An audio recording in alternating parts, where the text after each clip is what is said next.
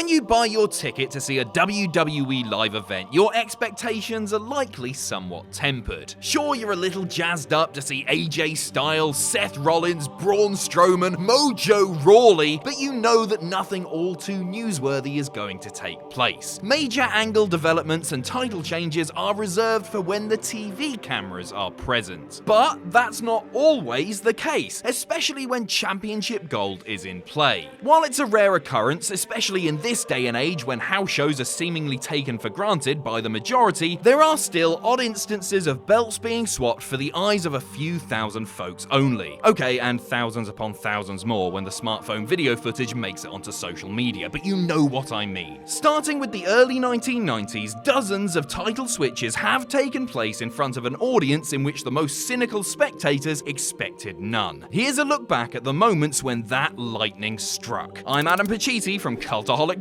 and these are 20 WWE house show title changes. Join us. Number 20, all day, every day. Okay, let's just get this one out of the way as one colossal entry. The WWE Hardcore Championship, particularly in its dying year of 2002. Today's 24/7 belt is merely the reanimated genetic material of the dilapidated Hardcore belt, capturing the spirit of those madcap title switches from a generation ago. But by 2002, the novelty of the belt had worn off, and the fun of Crash Holly evading the Mean Street Posse in a variety of locations had long faded. All the belt was good for now was switches for the sake of them. From April 6th to August 26th of 2002, the title changed hands 140 times, the extreme majority of those changes coming at live events. The general formula was simple. The incumbent champion, say Steven Richards, gets pinned by a dude, who gets pinned by a dude, who gets pinned by a dude, who gets pinned by Steven Richards, who runs off with the belt, bringing us back to square one via an exchange of kendo stick and trash can lid shots. To be fair, excitement that achieves nothing is still excitement, right? Number 19, taking the air out. Looking back at WWE's most underrated tag teams of the 2010s, we'll carry a torch for Air Boom, the dual aerial assault of Evan Bourne and Kofi Kingston. In August 2011, the tandem defeated Michael McGillicuddy and David Otunga to win the WWE Tag Team titles and held them for close to 5 months before the reign abruptly ended at a January 2012 live event in Oakland, California, when they dropped the gold to Primo and Primo's superior cousin,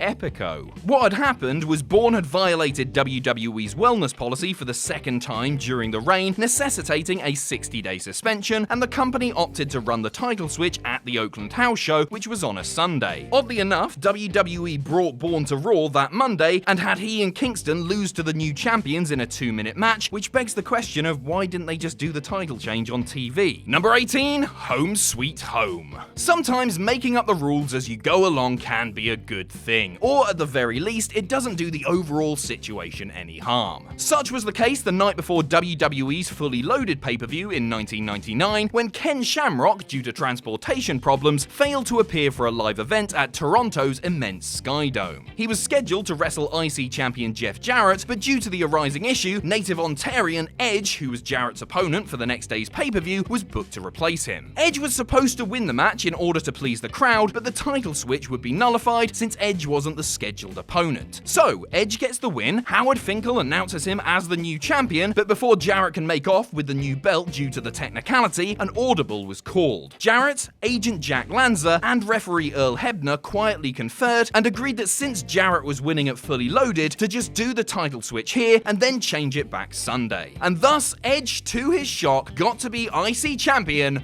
for a day. Number 17, overshadowed. By the early days of the Monday Night Wars, title changes at house shows had already become scarce, so the idea of one taking place in 1996 should have been newsworthy. On May 19th, 1996, inside New York's hallowed Madison Square Garden, Henry and Phineas Godwin defeated Skip and Zip, the Body Donners, to capture the gold, which they would subsequently lose to the Smoking Guns 1 week later on the free-for-all of Maze in Your House. But in those early days of the internet, nobody was talking about this unexpected development from inside the Garden. Instead, they were talking about the other unexpected development from inside the Garden. On the same night that Henry and Phineas rejoiced with the gold, Shawn Michaels, Diesel, Razor Ramon, and Hunter Hearst Helmsley infamously broke kayfabe with what became known as the Curtain Call, heralding Diesel and Razor's last night with the company before leaving to become the outsiders in WCW. And once Scott Hall and Kevin Nash began turning WCW upside down, nobody really cared who WWE's tag team champs were anyway. Number 16, I didn't mean to win. Botched finishes in wrestling usually produce groans from the crowd, but in the city of Paris in April 2007, one bungled ending actually brought joy to the audience, for a little while anyway. Melina was defending the WWE Women's title against Mickie James and Victoria in a triple threat match when suddenly Mickie covered Victoria. Victoria didn't kick out in time, and Mickie found herself women's champion for a third time. But wait, rather than just go with the title switch and have Melina win it back in another city, say Newcastle, the showrunners called an audible and had presiding figurehead Jonathan Coachman proclaim that since Mickie didn't pin the champion in the triple threat match, she had to give Melina a rematch then and there, which Melina won. Of course, that opens up a real can of worms, since,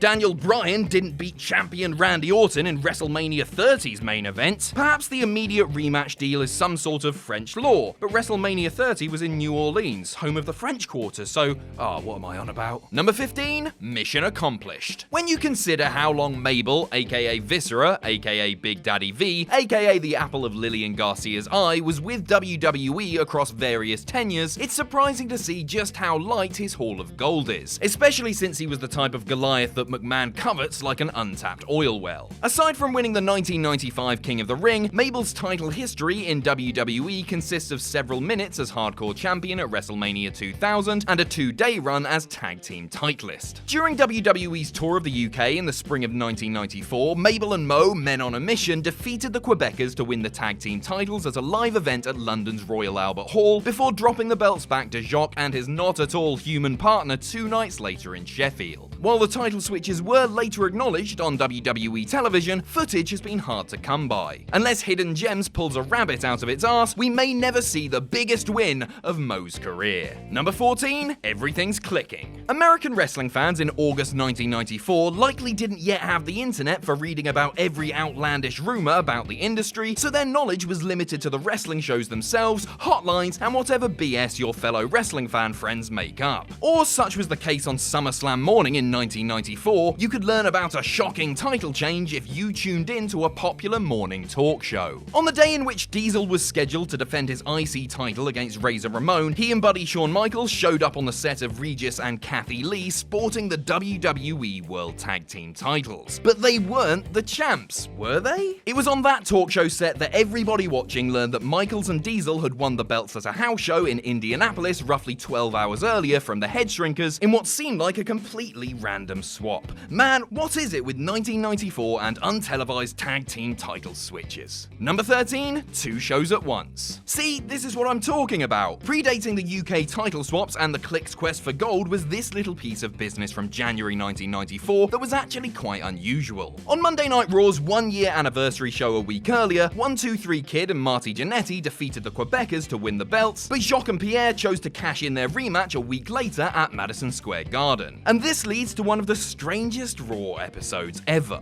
Raw featured taped matches from Richmond, Virginia, at the same time the Kid Jannetty Quebecers rematch was playing out in the Garden. Legendary wrestler turned WWE correspondent Stan Lane called into Raw live from New York several times through the night, informing Vince, whose commentary was live even if the matches were a week old, to give him updates on the title match, including the finish in which Jacques and Pierre regained the belts. So WWE wanted its audience to think there were 2 shows going on at once, hundreds of miles apart, with the most important match of the night happening away from TV cameras. Christ, pass the aspirin. Number 12, plowing his way in. The first title change in the history of Monday Night Raw took place in May of 1993 when Marty Jannetty upset former Rockers partner Shawn Michaels to become Intercontinental Champion. His reign lasted a mere 20 days, coming to an end at a Sunday night live event in Albany, New York, when Michaels regained the belt. Fans were alerted to the switch the following night when Michaels emerged at the start of Raw with the belt, though he wasn't alone. Flanking Michaels was a 7-foot monster who many fans would recognize as WCW star Vinny Vegas. In fact, just 3 nights before the title change, Vegas lost a WCW house show match to Van Hammer and then left the company, where he was quickly put to use as Michaels' bodyguard. His debut came at that Albany house show where he helped Michaels in defeating Jannetty to get the title back. Not only did a crucial title change happen away from TV cameras, but so did the debut of a man who would become WWE champion in a year and a half.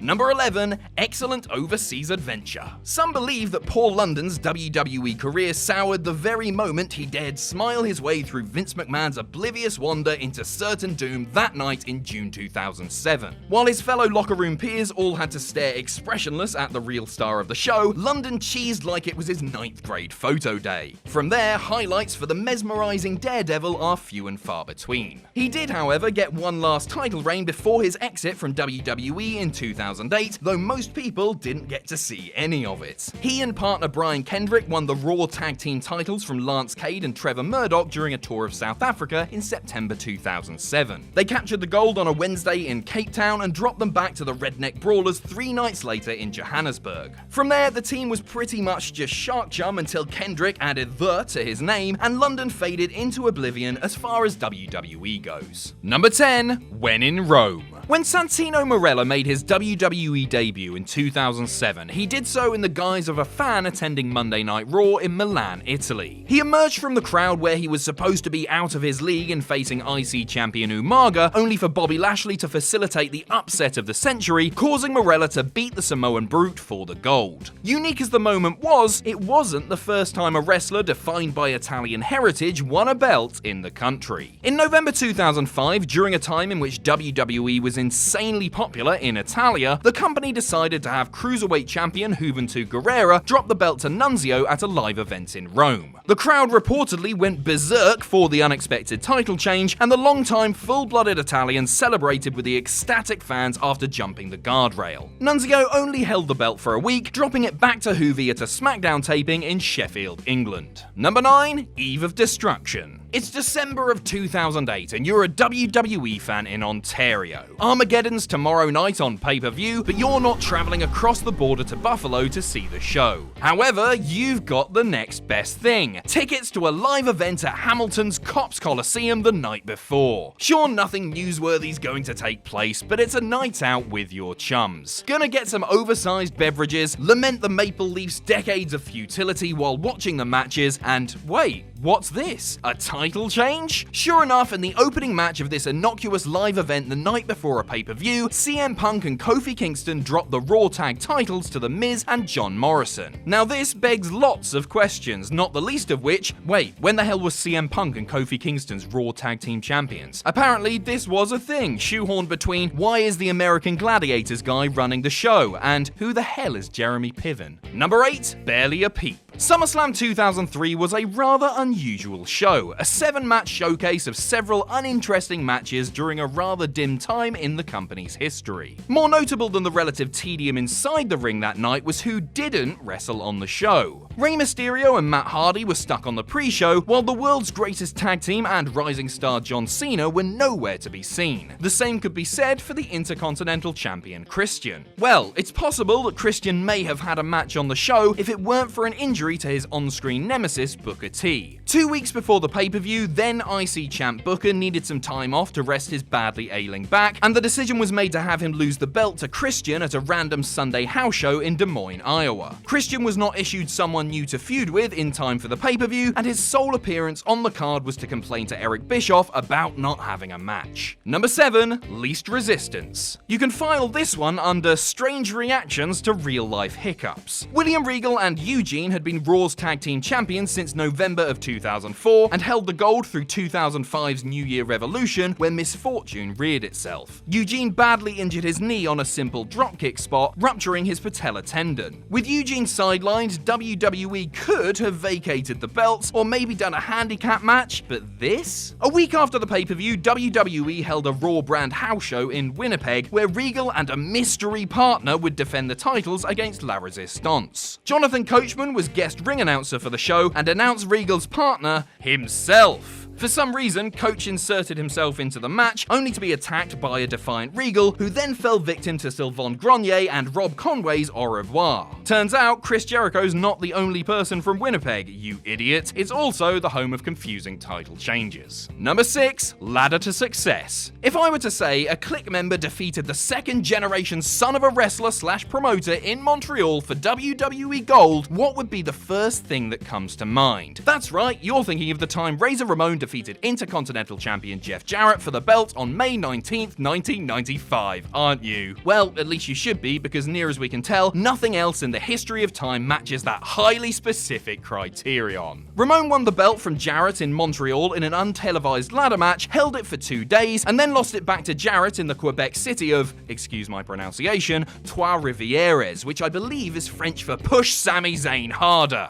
According to the Wrestling Observer newsletter, the quickie title changes were done in order to allow Ramon to be billed as the first ever 3-time IC champion in WWE history, which was kinda moot since Shawn Michaels became one himself just 2 months later by beating Jarrett. Number 5, Sudden Doom. When the Legion of Doom defeated the Nasty Boys to become the WWE World Tag Team Champions at the 1991 SummerSlam, they achieved something truly special, becoming the first and only team to hold tag team gold in WWE, WCW/NWA, and AWA, a testament to their enduring stardom. The two reigned for over 5 months with the belts, and you would think that the end of their reign would have made for a monumental moment. Instead, it was virtually an afterthought. As Animal revealed in his memoirs, Hawk failed a drug test shortly after the 1992 Royal Rumble, and the decision was made to have LOD lose the belts. The switch came at a random Friday night live event in Denver to 2 men who were barely even a steady team at the time, Ted DiBiase and Erwin R. Shyster, soon to become Money Inc. After the unseen switch, Animal and Hawk laid low until reappearing at WrestleMania 8 with old manager Paul Ellering, who would soon add childhood toy Rocco the Dummy to the act, and, 1992 really wasn't the Road Warriors' year. Number 4, exchanging money. So far on this list, we've seen examples of one title changing hands away from the TV audience's eyes. We've also had plenty of instances where the belt was switched back to the original champion shortly after,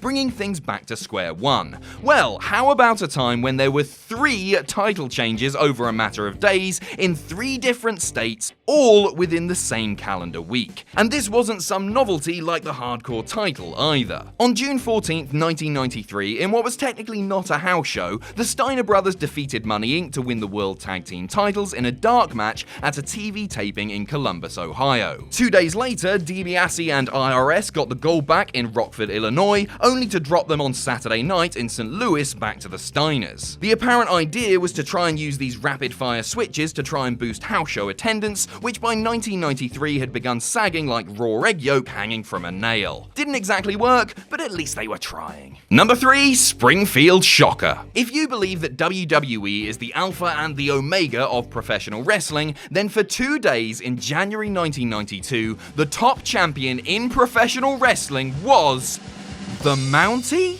At a time when the WWE Championship was vacant, up for grabs in the 92 Rumble match, the IC champion was technically the Federation's top dog. For about 6 weeks, Bret the Hitman Hart held that mantle until dropping the gold to Jacques Rougeau just days before the Royal Rumble. Hart was originally supposed to face the Mountie at the Rumble for the belt, but in late 1991, Bret learned of a new storyline wrinkle. He would drop the belt to Mountie at the Springfield, Massachusetts live event before the show, his storyline excuse being that he was compromised with a severe fever, miss the Rumble, watch as substitute Roddy Piper beat Mountie for the gold, and then go on to slay the rarely beaten Piper at WrestleMania 8 for the belt, putting Bret over in grand fashion. Hart did the honors for the Mountie on that rare Friday night, and though he missed out on the Rumble payday, getting to go over on Piper must have made up for it. Number 2, The Garden is Eden. For a while, it seemed like Epico and Primo were going to be the only individuals on this list to have pulled off the house show title switch in this decade. After all, the live event switcheroos have become rarer these days than working payphones, but just because they're rare doesn't mean they're non-existent. In July 2017, WWE decided to dust off the concept out of the blue, and to add a little old school flavor to it, they booked the change in Madison Square Garden. Kevin Owens walked into the world's most famous arena as WWE United